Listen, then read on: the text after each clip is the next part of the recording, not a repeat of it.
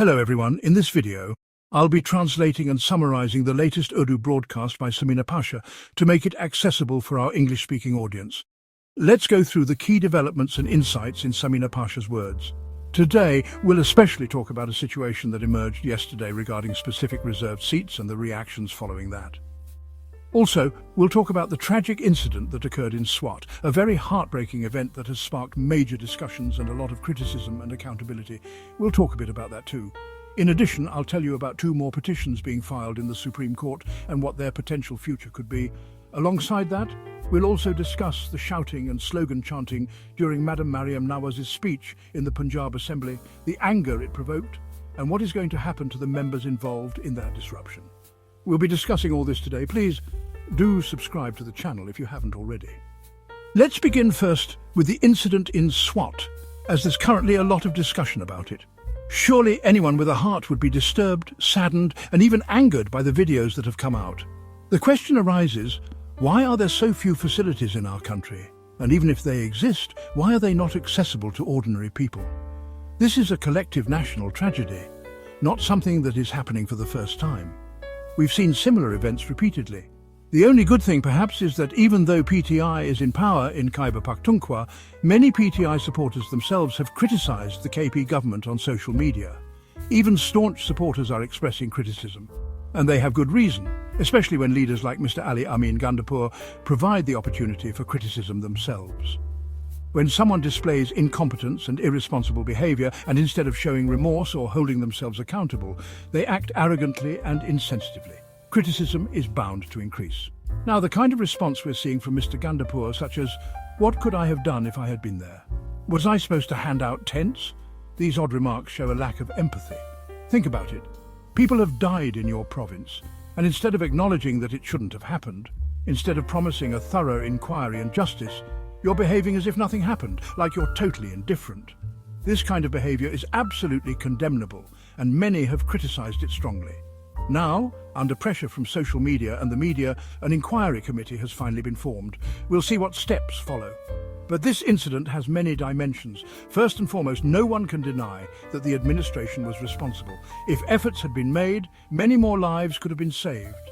Some lives were saved, but more could have been if there had been timely intervention. This criticism is absolutely valid and justified. Moreover, we often see that while the elite enjoy luxury, travel with protocol, and spend public money on helicopters and lavish lifestyles, the common person is treated like an insect. Basic facilities for them, nowhere to be found. This despite the fact that it's the taxpayers' money, which should be used for their welfare first. Unfortunately, it gets used elsewhere while the public remains the lowest priority. These are all issues currently being discussed. Now, beyond that, I want to highlight 2 more perspectives. First is the clear administrative failure. The second is something people are often hesitant to discuss, because they worry it'll be seen as victim blaming. Let me be clear, I'm not blaming the victims. No one is saying it was their fault, but we also must recognise that many people often act irresponsibly and carelessly, which leads to accidents. When people go sightseeing, especially in northern areas or remote places with narrow, dangerous roads and deep ravines, many drive recklessly. Even when with family, they don't consider how risky their behaviour is. There needs to be public awareness, especially for tourists. People need to be educated about the risks in such areas. Nowadays, a new trend has emerged, TikTok and making dangerous videos. Young people especially take huge risks for stunts and content, even putting their lives in danger. Many have died doing just that. This has become a global issue. So whenever you travel, remember that nature is powerful. No human can stand against it. Be cautious, stay safe, and protect yourself.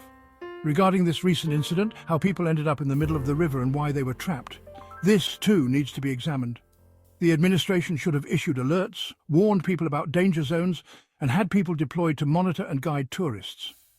Another major issue, as always, is that politics has begun. The KP government is under heavy criticism, often more than others. The media especially seems biased, giving less attention to scandals in Punjab while exaggerating KP's issues. We can clearly see this bias in the media coverage. This tragedy is being used as an opportunity by many to attack the KP government. Media, opposition parties, all are jumping in. They forget that similar incidents have happened in their own provinces. For example, remember the snowstorm in Murray not long ago. Many tourists died inside their vehicles due to suffocation. That was also a massive tragedy. Or the incident in Karachi, where youth went for a picnic and were swept away by sea waves. That too happened during Eid. The Sindh government didn't resign then. Instead, they focused on improving management for large crowds on holidays. So the point is, we must learn from such incidents. Everyone talks about KP's tourism potential, and rightly so. It's a beautiful region, but better facilities and safety measures are needed. If those are in place, not only will tourism grow, but lives and property will be protected, and such tragedies will be avoided. All these discussions are ongoing regarding this incident. Today, Hazma Bukhari also held a press conference, making a lot of noise. But I saw a video of when the bodies of the victims from Daska were brought home. It was raining. The streets were flooded with gutter water up to the knees. So if you're criticizing others' administration, look at your own too. Just yesterday, I read a report about 20 children dying in a hospital in Pakistan due to inadequate facilities. And yet, every other day, you claim to have revolutionized the health sector. But the reports we receive tell a different story. The news is coming in that medicines aren't available in some places. There are shortages of certain essential items elsewhere, and in some areas there's even a lack of oxygen cylinders. So, while you're criticizing others, take a look in your own backyard too. What kind of top-tier governance are you running in your province? But anyhow, political parties always criticize each other this way, and when given the chance, they exaggerate issues even more. Now, speaking of the opposition, in the Punjab Assembly, the opposition is PTI. Miss Mariam Nawaz delivered the budget speech yesterday, which was quite lengthy. During this, all the members of Pakistan Tehreek-e-Insaf kept protesting, raising slogans, even calling her a thief. Chorni, Chorni, and so on. Due to the commotion during her speech, people couldn't really hear her clearly.